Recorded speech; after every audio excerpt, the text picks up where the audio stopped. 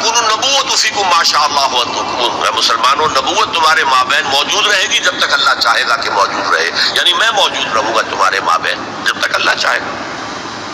ثم یرفع اللہ اذا شاء یرفع، پھر اللہ اٹھا لے گا نبوت کو، یعنی مجھے، میرا انتقال ہو جائے گا جب اللہ چاہے گا۔ ثم تکون خلافۃ علی منہاج النبوۃ، پھر خلافت علی منہاج النبوت کا دور آئے گا۔ فتکون ما شاء اللہ تکون، وہ بھی رہے گا جب تک کہ اللہ چاہے گا کہ رہے۔ ثم یرفع اللہ اذا شاء یرفع، پھر اللہ اسے بھی اٹھا لے گا جب اللہ چاہے گا۔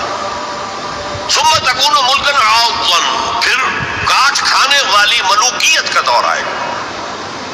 یہاں سے اسلام کا زوال شروع ہو گیا، دور نبوت، دور خلافت راشدہ، مکمل اسلام، کامل اسلام، علی منہاج النبوۃ خلافت، نبوت کے عین نقش قدم پر خلافت، یہ تھا ہمارا جو اصل ہماری معراج تھی امت مسلمہ کی۔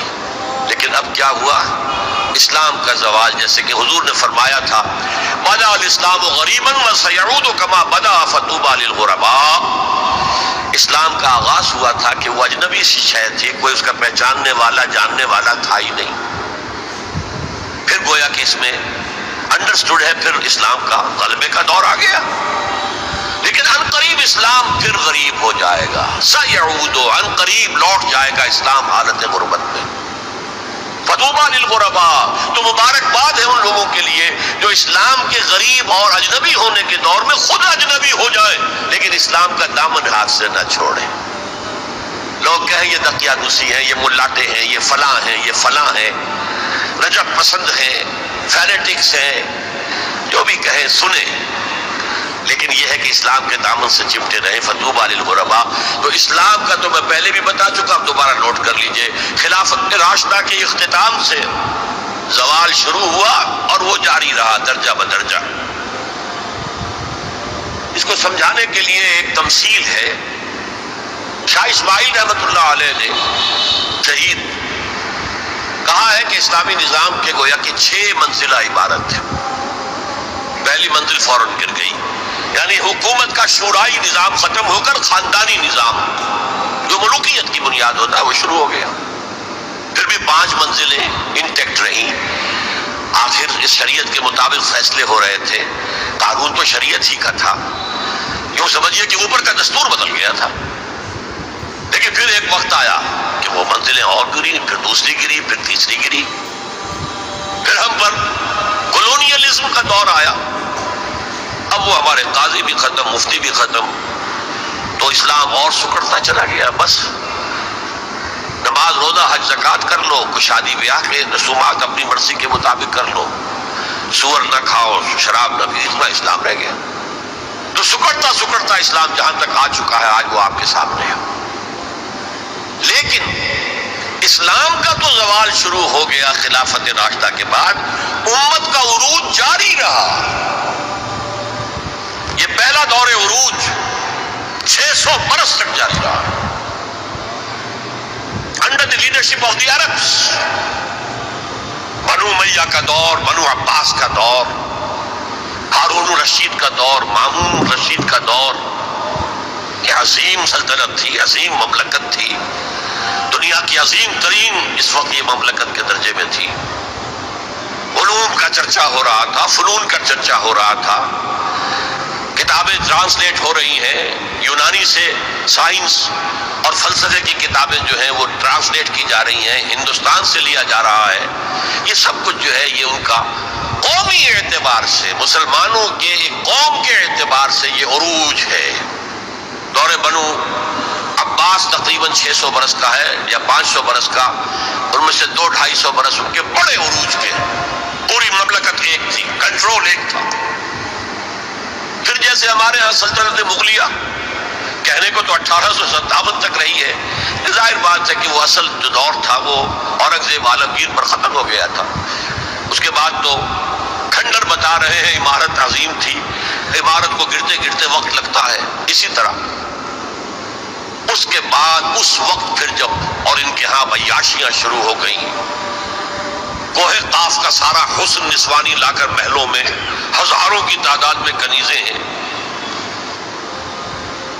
نوش ہے، رقص و سرود ہے، کیا نہیں تھا جو ہوا ہے. زوال عوام کے اندر، بدعات، رسومات، یہ ساری چیزیں ہوئی تو اللہ کے عذاب کے اب کوڑا پڑا، پہلا کوڑا، زبردست کوڑا. جیسے وہاں دو حصوں میں آیا تھا، کاربن کاپی بتا رہا ہوں آپ. حزب النعل من نعل. پہلے شمال سے آئے کروسیڈرز، صلیبی ہورڈز، انہوں نے میڈیٹرینین کا سارا ساحلی علاقہ تہس نہس کر دیا اور 1099 میں یروشلم بھی فتح کر لیا. اور اتنا خون بہایا ہے، اتنا خون بہایا ہے، وہ خود یہ لکھتے ہیں ان کے ہسٹورینز کہ جب صلیبی داخل ہوئے ہیں ان کے فوجی گھوڑوں کے اوپر سوار ہو کر تو گھوڑوں کے گھٹنوں تک خون کی ندیاں بہہ رہی تھیں. اس کے بعد 88 برس تک یہ یروشلم عیسائیوں کے قبضے میں رہا. 88 لانگ ایئرز. کھویا عربوں نے، واپس لینے کی سکت عربوں میں نہیں تھی. عیاشیوں کی وجہ سے وہ کمزور ہو چکے تھے، کھوکھلے ہو چکے تھے. واپس لینے والا کرد تھا، کرد خون، صلاح الدین ایوبی رحمت اللہ علیہ. یہ ہوا 1187 عیسوی میں. 1099 میں قبضہ ہوا، 1187 عیسوی میں واپس لیا. 88 برس تک وہ کروسیڈرز کے قبضے میں رہا.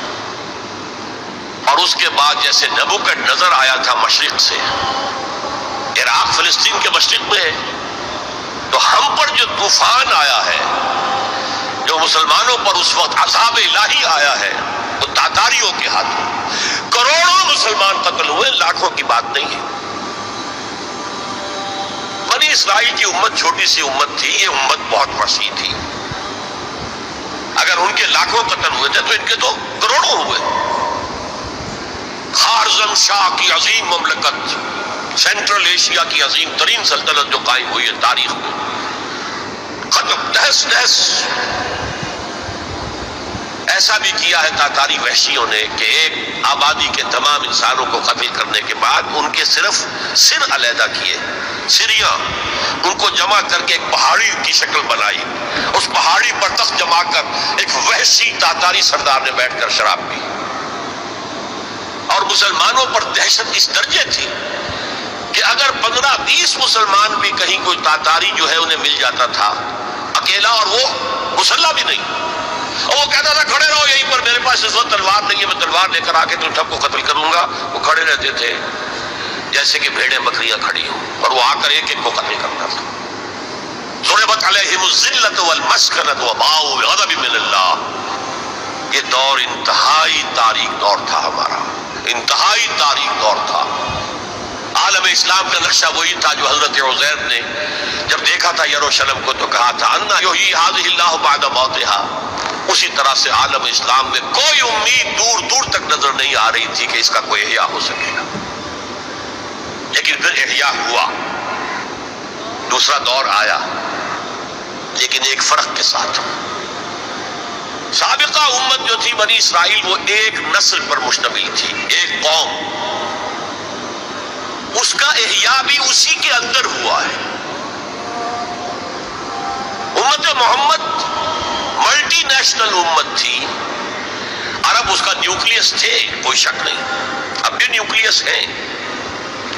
لیکن جیسے کہ ایٹم کے مرکز میں تو نیوکلیس ہوتا ہے جس میں پروٹونز ہوتے ہیں، پازیٹیو چارج ہوتا ہے، پھر چاروں طرف اس کے الیکٹرانز گھوم رہے ہوتے ہیں. تو اسی طرح ان امیین کے گرد ایرانی آ گئے، شامی آ گئے، رومی آ گئے، تبتی آ گئے، بربر آ گئے، ہندی آ گئے، ترک آ گئے.